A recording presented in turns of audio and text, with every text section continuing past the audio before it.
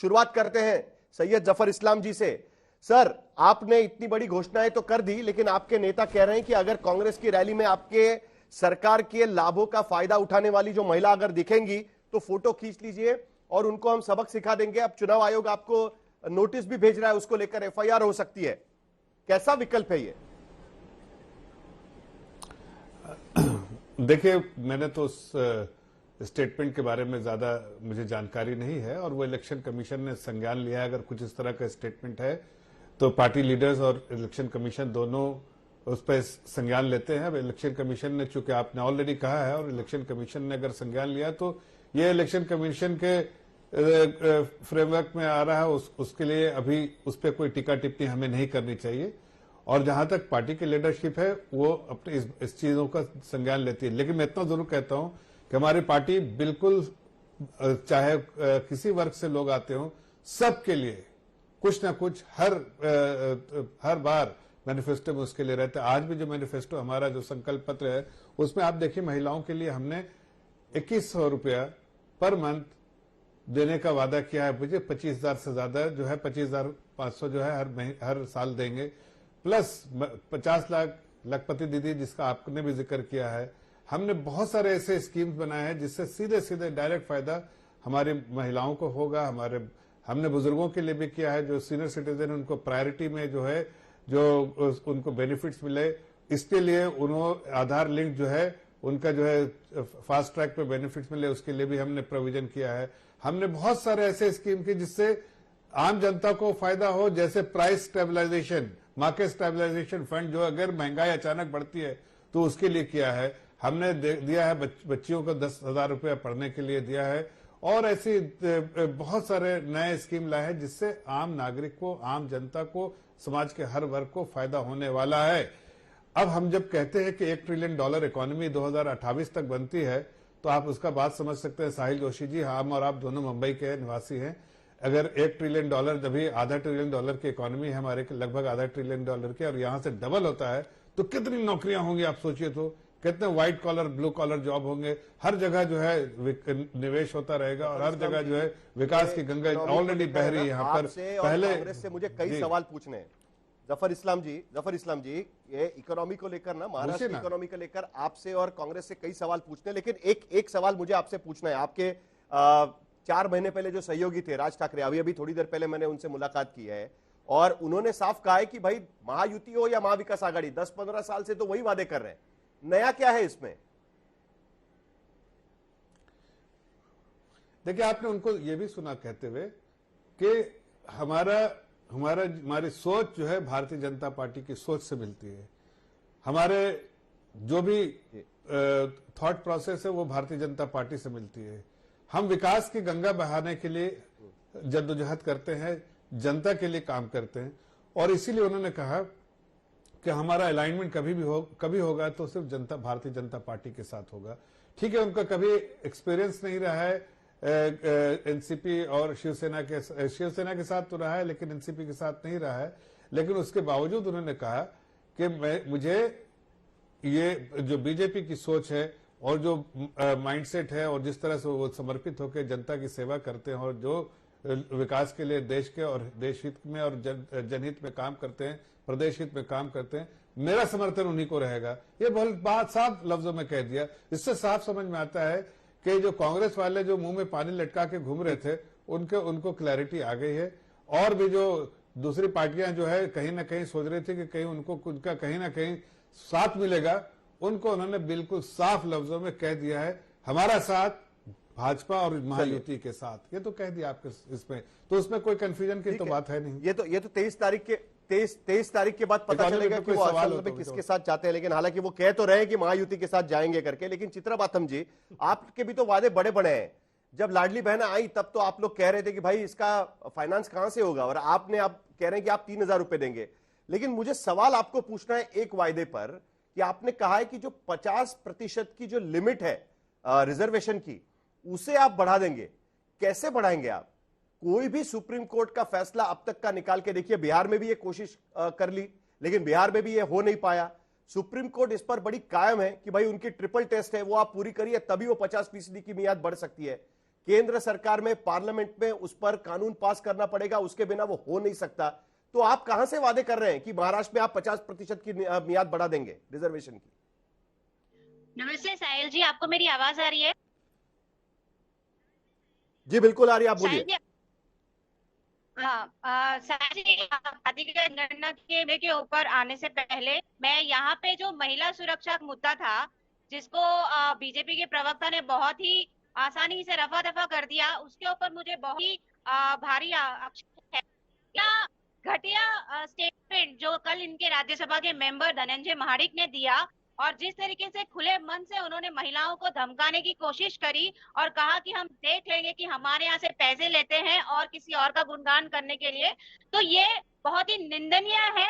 ये इन्होंने जो खोखे लेकर महाराष्ट्र की महिला सुरक्षा को धोखे में डालने का जो काम किया है, इसके लिए महाराष्ट्र की महिला इन्हें कभी भी माफ नहीं करेगी। मैं आपको कुछ आंकड़े बताना चाहूंगी। देवेंद्र फडणवीस जी ने कहा था कि 64,000 वुमेन 2023 में मिसिंग है।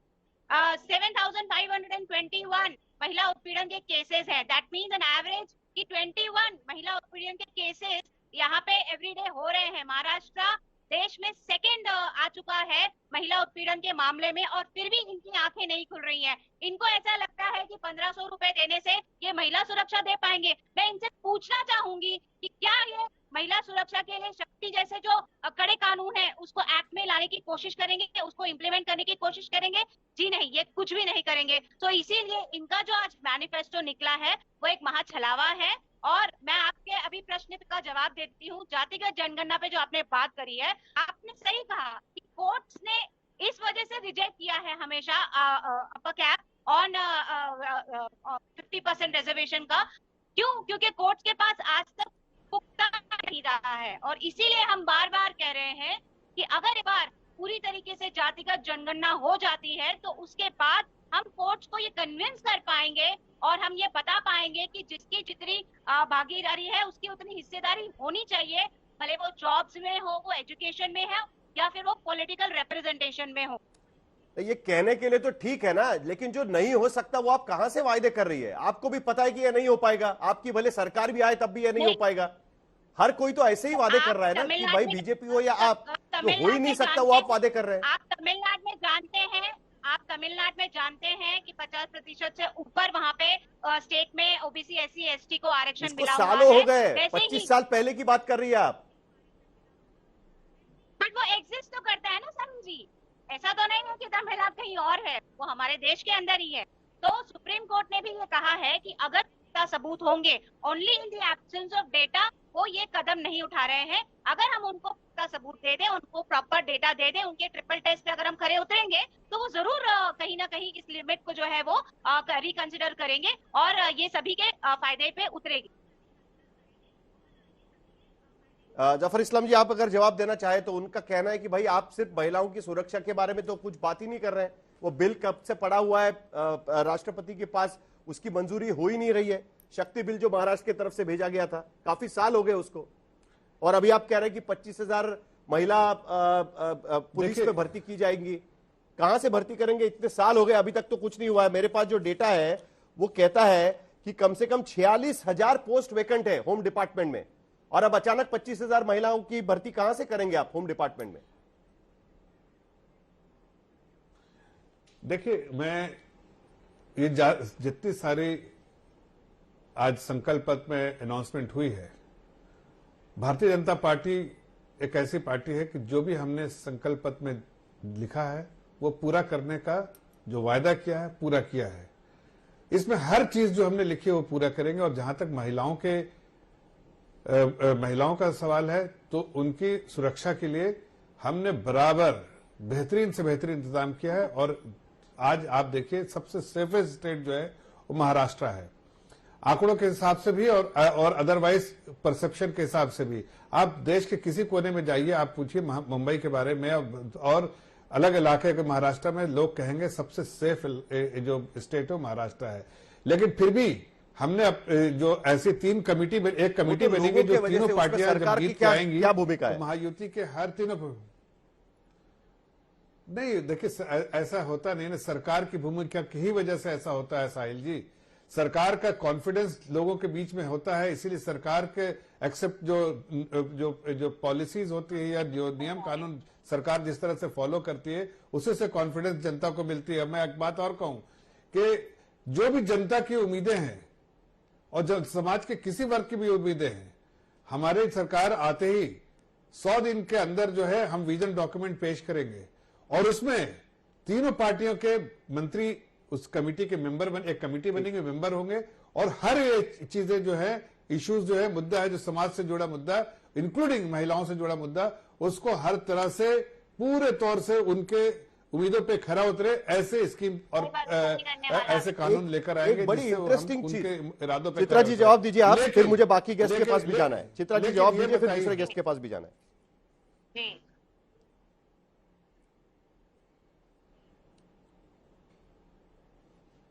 जी साहिल जी, आपका सवाल क्या था? मुझे सुनाई नहीं जवाब दिया। दीजिए। नहीं, जो जफर इस्लाम जी कह रहे हैं उसका जवाब दीजिए आप। मैं यही कह रही हूँ कि इनका जो संकल्प पत्र है वो पूरी तरीके से छलावा पत्र है और अगर आप इनका पिछला भी संकल्प पत्र उठा के अरे इनको तो पता ही नहीं इनका पत्र क्या है। मैं आपके बीच में नहीं कही थी, मैं आपके बीच में नहीं बोली थी। आप लगातार झूठ पे झूठ बोले बता रहे हो कि आपको जरा सुनिए, नहीं रखा गया। अरे सुनिए जरा बातम जी, सुनिए जरा, जाके देखिए आपके तीनों स्टेट में देखिए किस तरह से झूठ की फैक्ट्री बना के रखा आपने। झूठ की फैक्ट्री कांग्रेस, जो भी आपने लिखा था अपने संकल्प पत्र या मैनिफेस्टो में, चाहे कर्नाटका हो, चाहे तेलंगाना हो, चाहे हिमाचल प्रदेश, वो नहीं पूरा किया आपने। आज जनता के बीच में आप जा नहीं सकते, यहाँ झूठ का फायदा, यहाँ आपको झूठ के सारे कोई सत्ता नहीं मिलने वाली है। वहाँ झूठ के सारे सत्ता पा लिया, यहाँ झूठ के सारे सत्ता नहीं मिलेगा। बातम जी, चित्रा बातम जी, आप अपने लीडर्स को बताइए झूठ बोलना बंद करें। झूठ बोल के आप लोगों ने लोगों को गुमराह किया, लोगों को गलत बोला और उसके साथ चलिए जरा किसानों की भी बात कर लें। आपके खुद ही आपके